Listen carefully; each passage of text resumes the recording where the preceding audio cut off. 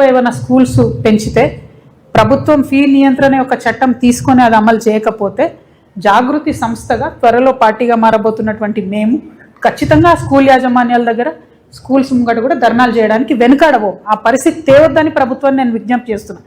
ఎందుకంటే 12,000 పాఠశాలలు ఉన్నాయి, ప్రతి జిల్లాలో లొల్లి పెట్టాల్సి వస్తుంది, అది మంచిది కాదు. కానీ చాలా తీవ్రంగా నష్టపోతున్నారు ప్రజలు, ముఖ్యంగా మధ్యతరగతి ప్రజలు. కాబట్టి ప్రభుత్వం తక్షణమే ఫీజు నియంత్రణ యొక్క చట్టాన్ని పాస్ చేయాలి, స్పెషల్ సెషన్ పెట్టని డిమాండ్ చేస్తుంది.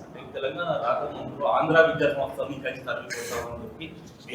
మాట్లాడారు, కానీ 10 ఏళ్ల కాలంలో ఆ సంస్థలనే ఎంకరేజ్ చేసింది గత ప్రభుత్వం.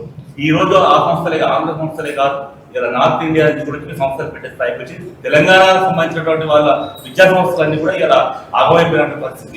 దీనిపై మీరు మీకు ఒక మాట చెప్తా అండి. నేను ఇదివరకు ప్రజలకు చెప్పిన ఈ విషయం ఇప్పుడు ప్రజలకు స్పష్టమవుతుంది.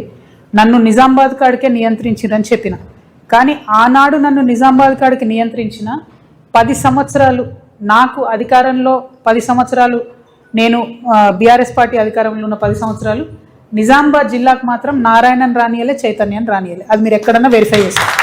యాజ్ ఎ పాలసీ మన తెలంగాణ విద్యా సంస్థలను తినేసేటటువంటి సంస్థలు రావద్దని యాజ్ ఎ పాలసీ నారాయణ చైతన్యం నేను నిజామాబాద్ రానియలేదు, జగిత్యాల రానియలేదు. ఎప్పుడైతే బీఆర్ఎస్ గవర్నమెంట్ మారిపోయిందో వెంటనే అక్కడ ఇప్పుడు కాంగ్రెస్ గవర్నమెంట్ రాగానే నారాయణ చైతన్య మా జిల్లాకు కూడా ఎంటర్ అయిపోయినారు. వాళ్ళు ప్రైవేట్ పాఠశాలలు వేరే వేరే పేర్ల మీద కొనుక్కుంటున్నారు, వాటిని నడిపిస్తున్నారు.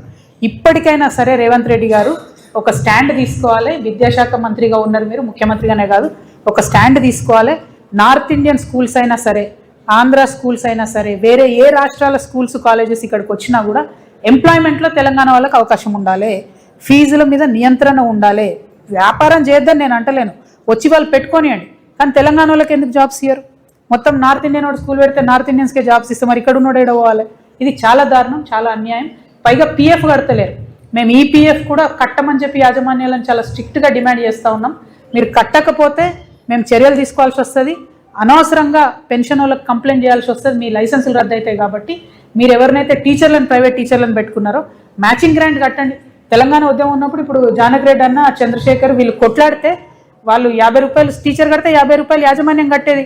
ఇప్పుడు ఉద్యమం పోయింది, భయం పోయింది, అడిగేటోళ్ళు లేడు కాబట్టి ఇబ్బంది అవుతున్నటువంటి సందర్భం ఉంది. ఖచ్చితంగా మేము టేకప్ చేస్తాం, ప్రైవేట్ టీచర్లను కాపాడుకుంటాం, మన తెలంగాణ వాళ్ళకి ఆ ప్రైవేట్ టీచర్లు ఉద్యోగాలు వచ్చేలాగా ప్రయత్నం చేస్తాం. అన్నిటికన్నా ఎక్కువ పిల్లలకు, పిల్లల యొక్క పేరెంట్స్ కోసం ఫీజు నియంత్రణ జరగాలని చెప్పి మాత్రం మేము బలంగా కోరుతాం. Thank you. జై తెలంగాణ.